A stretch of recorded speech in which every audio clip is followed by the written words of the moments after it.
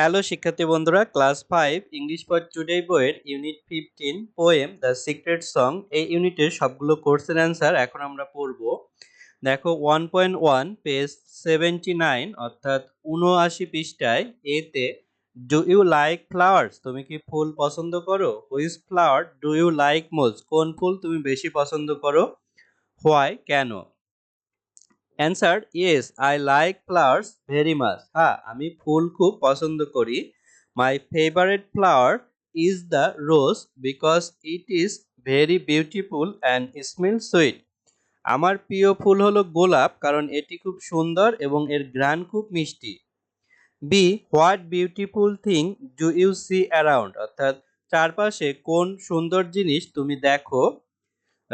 Answer I see many beautiful things around me, আমি আমার চারপাশে অনেক সুন্দর জিনিস দেখি। I see green trees, colourful flower, blue sky, bird flying and butterfly in the garden, অর্থাৎ আমি সবুজ গাছপালা, রঙিন ফুল, নীল আকাশ, উড়ন্ত পাখি এবং বাগানে প্রজাপতি দেখি। তারপর দেখো 2.1 পেজ 80 অর্থাৎ 80 পৃষ্ঠায় এতে আছে who saw the petal drop from the rose, অর্থাৎ গোলাপ থেকে পাপড়ি ঝরে পড়া কে দেখেছিল? Answer the spider saw the petal drop from the rose, মাকড়সাটি গোলাপ থেকে পাপড়ি ঝরে পড়া দেখেছিল। B what did the fish see, অর্থাৎ মাছ কি দেখে বা দেখেছিল? Answer the fish saw the sunset flash on a bird, অর্থাৎ মাছটি পাখির উপর সূর্যাস্তের আভা চমকাতে দেখেছিল।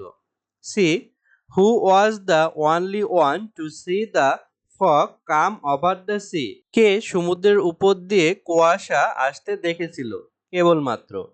Answer the sea pigeon was the only one to see the fog come over the sea, অর্থাৎ সামুদ্রিক পায়রাটি ছিল একমাত্র যে সাগরের বুকে কুয়াশা নেমে আসতে দেখেছিল। D what did the night owl see, অর্থাৎ রাতের পেঁচা কি দেখেছিল? Answer the night owl saw the first green light of the sun, নিশাচর পেঁচাটি সূর্যের প্রথম সবুজ আভা দেখেছিল। E who saw the most crept over the stone, অর্থাৎ পাথরের উপর শ্যাওলা কে দেখেছিল? Answer the grey fox saw the most crept over the stone, অর্থাৎ ধূসর শিয়ালটি পাথরের উপর শ্যাওলা ছড়িয়ে পড়তে দেখেছিল।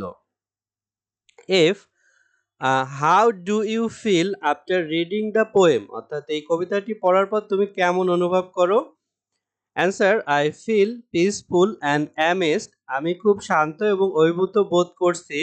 The poem make me think about the secret and quiet beauty of nature that only animal can notice, কবিতাটি আমাকে প্রাকৃতিক সেই গোপন ও নিস্তব্ধ সৌন্দর্য নিয়ে ভাবিয়ে তোলে যা কেবল প্রাণীরাই লক্ষ্য করতে পারে।